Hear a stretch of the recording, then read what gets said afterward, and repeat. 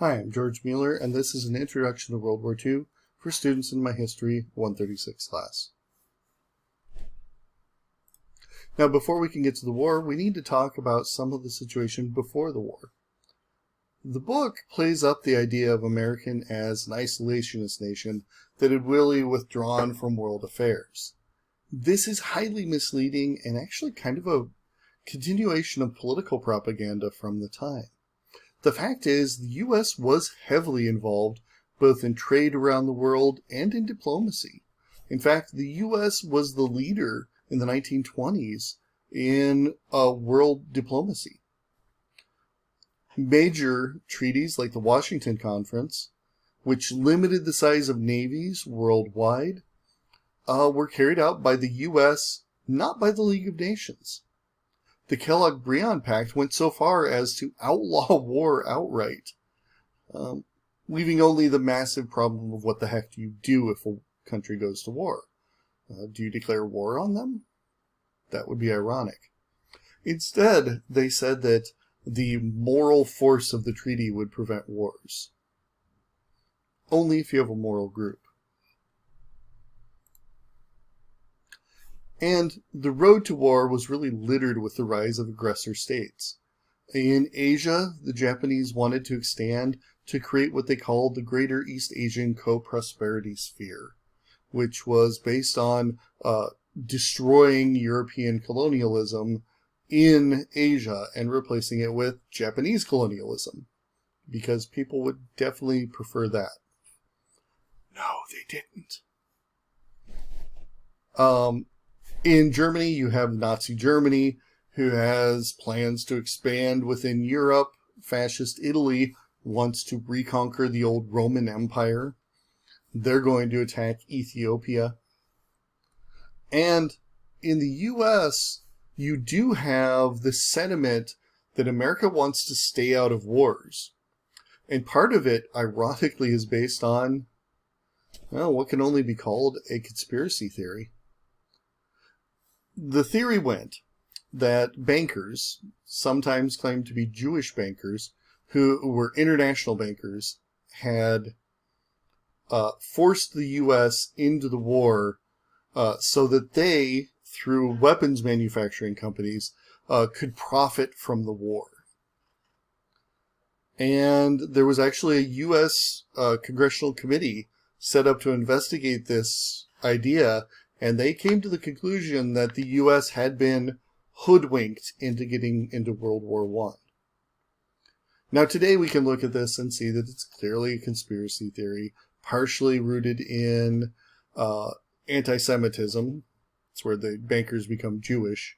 And by the way, not all or even most international bankers are Jewish. Yes, there are international bankers who are Jewish, but there's lots more who aren't. And the fact is that American politicians got involved for the war for political reasons, which were generally stated relatively honestly and openly. Whether or not the idea that America was getting into the war to protect democracy was a good idea, as far as we can tell, people like Woodrow Wilson really believed that idea. Well, whatever the case, a series of laws called the Neutrality Acts were passed in the 30s to prevent another such scenario. And in 1936, when the Spanish Civil War broke out, the U.S. refused to take sides. Now, the fact is, this isn't a completely ridiculous thing.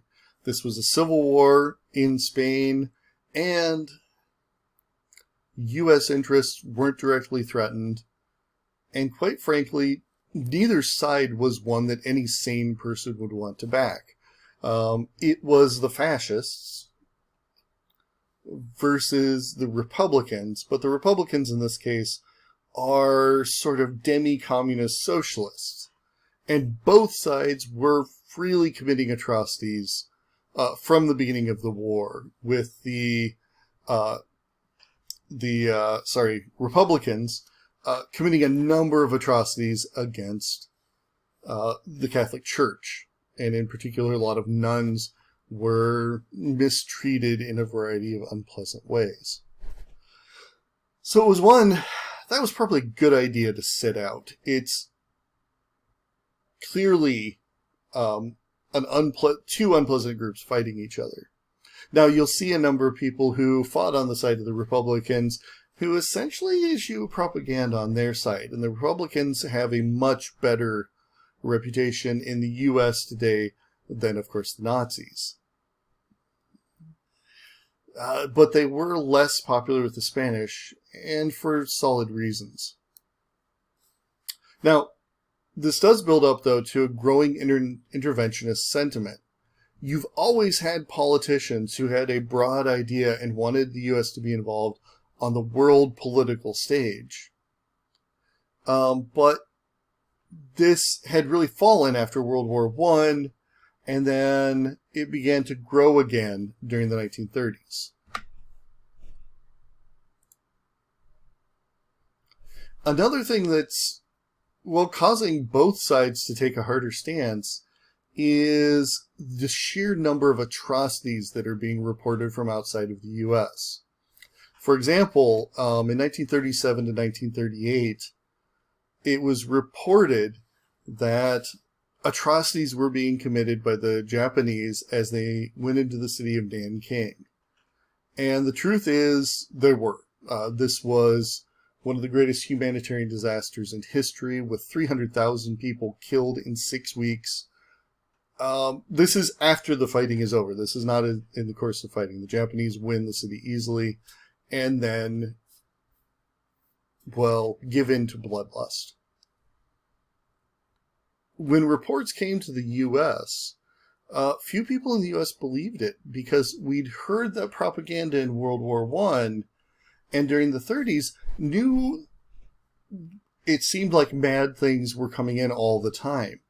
We heard about the terror famines in the Soviet Union. And a terror famine is, frankly, something that happened both in the Soviet Union and later in China, as well as several other communist countries. It's kind of a feature of communism. A terror famine happens when you choose areas that are dissenting and cut off food to them. Limit or entirely cut off their food supply. In the Soviet Union, they would cut off the trains going to villages and then just wait for the people to starve to death. You'd wait a year and then bring in new, theoretically loyal villagers to take over that village. Also, shipping and exporting food to make a profit when your own people are starving is something that happened commonly in the 1930s. In the Soviet Union, and we got a lot of reports of them. And it seemed like this was so common that it couldn't be believed. And even today, you have people who are deniers of the atrocities of the Soviet Union who show up regularly. We have a lot of information about these from after the Soviet Union fell, and it happened. Well, for the purpose for our story at this particular moment is you'd had these stories of terrible things happening that show up in newspapers frequently enough that people got desensitized to it. Like, yeah, sure, that's not real. Yeah. And when Germany pressed to expand in Europe and take territory that belonged to Czechoslovakia over the protests of the Czechoslovakian nation, the Allies refused to support them and instead signed a treaty with Germany that allowed them to occupy another nation, saying that they had secured peace in our time. But at the same time this is happening, Germany was signing another pact with another power. And on the face of it, the Nazis and communists signing a pact might seem unbelievable. Because theoretically, most people think about them being, the Nazis are a far right-wing organization and the Soviets are a far left-wing organization. Now, I'm not going to go into the age-old fight over whether or not Nazis are really socialists.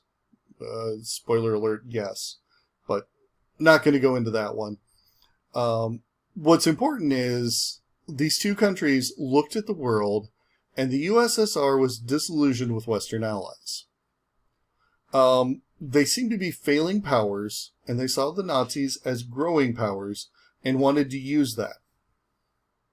Both the communists and Nazis criticized Western civilization and capitalism. The Soviets had spent years playing up the threat of anti-revolutionary forces, and in particular, the Soviets had spent most of the 1930s playing up the idea that the U.S. was going to invade at any moment. There's no evidence of that. FDR, in fact, really thought the U.S. could help both countries by selling the USSR food, because he'd heard the stories of starving Soviets, selling them that food at a cheap price to help American farmers and feed Soviets.